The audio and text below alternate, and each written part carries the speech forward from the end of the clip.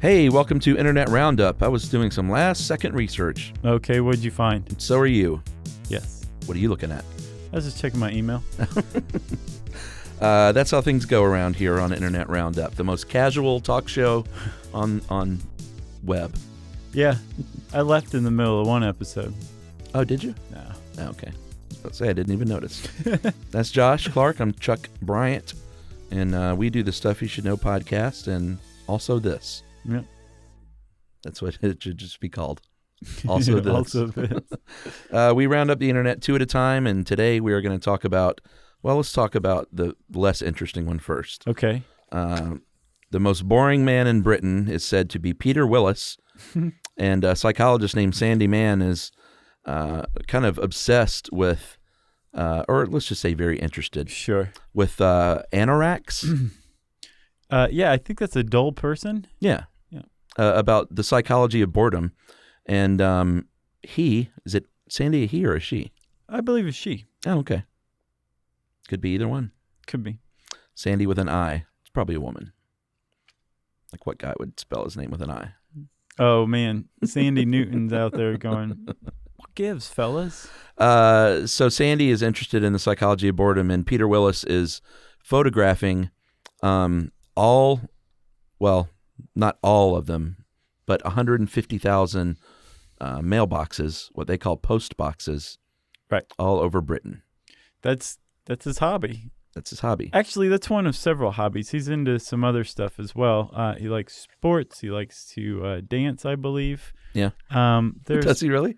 Plenty. Yeah, there's plenty of other things that he's into as well. But apparently, his passion, and he's a former postal carrier. Sure.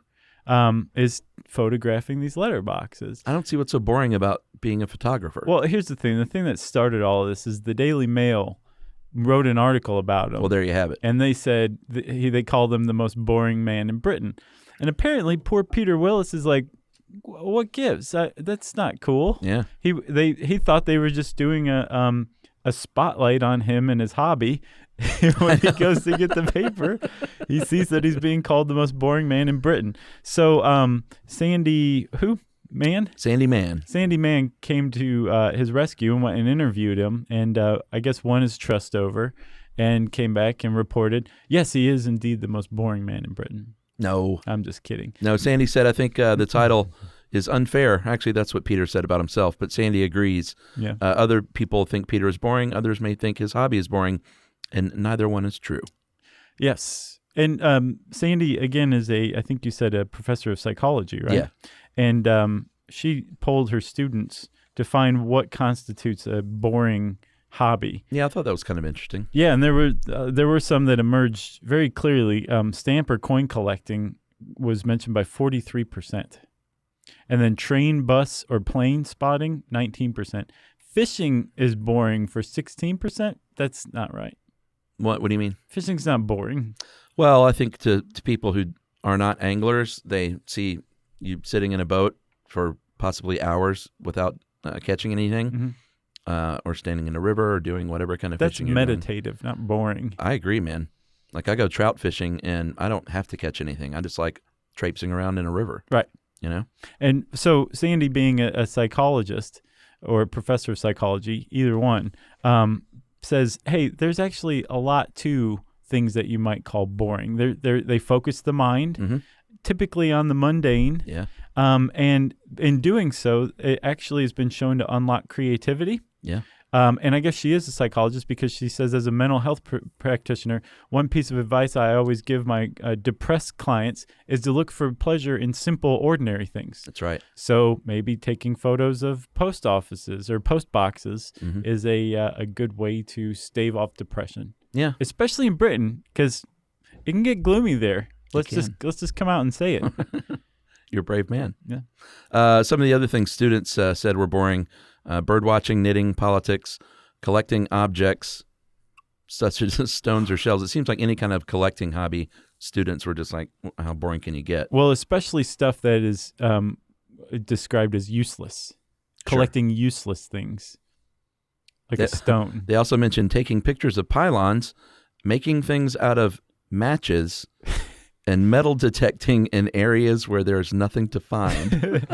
Well, how do you know there's nothing to find until you detect it? My dad got into metal detecting when I was a kid at one point. Yeah, my dad had a metal detector too. It must have been a very 70s, 80s thing. I think it was. That I guess they thought, you know what happened? There was probably some big find that both of our dads were like, I can get rich. Yeah, I'll bet. By we can replace the Malibu. Your dad and my dad should go bowling sometime. They should. I bet they'd have a lot to talk about. I think so too. My dad would have been like, never thought of burning the Christmas tree on Christmas. Yeah, and at the very end of their bowling session, they would say, what does your son do for a living? And they would both go, I don't know. I don't know. Don't ask me. My dad doesn't fly Delta flights or any flights. Actually, that's not true. He goes on cruises, and you got to fly to go to a cruise. You got to fly to go to a cruise. That's what my dad always says. So if you're out there, hi, Dad. Hey, Dad. This is what we do. That's Josh. I'm Chuck. A single tear rolls down my face. You should have it tattooed. So let's move. I think that means you killed someone, right? I believe so too.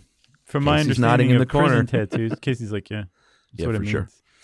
So we're moving on to Scarfolk, which is something you found, man. I don't know how you find this stuff. This is one of the coolest things I've ever seen. You have seen something from Scarfolk before. You have seen the Don't poster. So are we going to put it up? Yeah. So the Don't poster, and I wish you could actually see it right now because you'd be like, oh, yeah, that's right. What are you talking about? I'm looking at it, and I totally have seen that. So it made the rounds because it looks like, and all things from Scarfolk are basically supposed to be British public service announcements specifically set in like the design aesthetics of the 70s. Yes. And if you look on the Scarfolk website, it says Scarfolk is a town in northwest England that did not progress beyond 1979. Instead, the entire decade of the 70s loops ad infinitum. Here in Scarfolk, pagan rituals blend seamlessly with science. Hauntology is a compulsory subject at school, and everyone must be in bed by 8 p.m. because they are perpetually running a slight fever. The slogan is, visit Scarfolk today. Our number one priority is keeping rabies at bay. For more information, please reread. It's sort of, I wonder if Welcome to Night Vale was inspired by this. It kind of they have reeks of that. They have very similar things. So the guy who did Scarfolk, Richard Littler, was interviewed on Collectors Weekly about it. Yeah, very cool interview. And he said that he was inspired because of his childhood in the 70s and 80s in England. He said he just was like kind of a weird kid, I guess. He had these horrific visions and nightmares. I love this guy. Including one, he said, I had one memory of children playing school sports on a railway line. The children entered a dark tunnel and they're injured and killed by speeding trains while a brass band played. And he thought this was some horrific made-up dream or memory, but it turns out it was true. Yeah.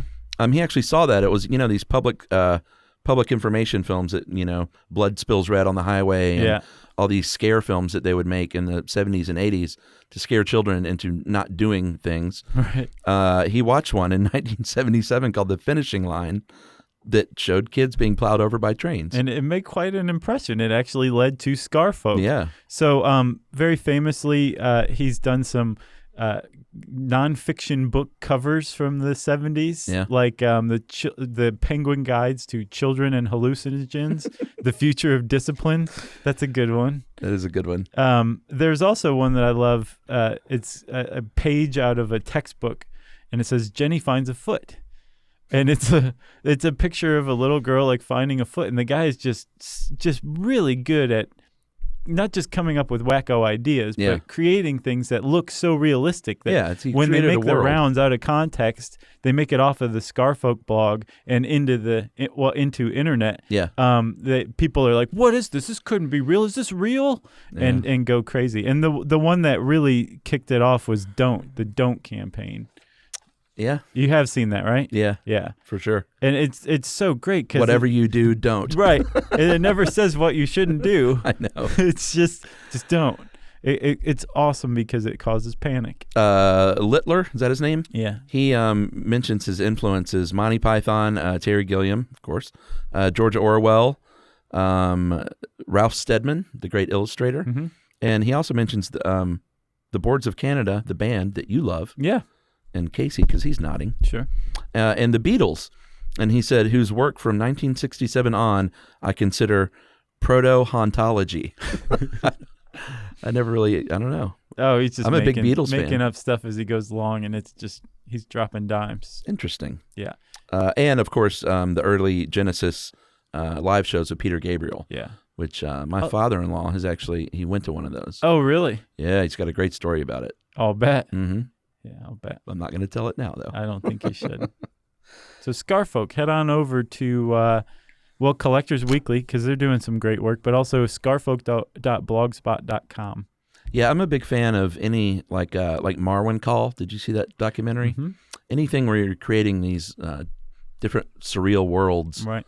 I don't know. I just think it's kind of cool. You know, coincidentally, Collectors Weekly recently had a long article on that guy from Marwin Call. Yeah. Yeah. You know, our friend, great stuff. Joe Garden, yes, formerly of The Onion, yeah, he moved upstate New York, and he bumped into that guy at a Salvation Army or Goodwill, like collecting things, and Joe's a big collector of things. Yeah. And it was like one of the highlights. He was like, I can't believe I actually met him. I'll bet they hit it off. They're birds of a feather. Sure. You know? All right, Joe Garden, if you're watching, we love you. Hey, Joe, yes. And that is it for this week on Internet Roundup, and we will see you next... At the Moose. Monday. Oh, yeah.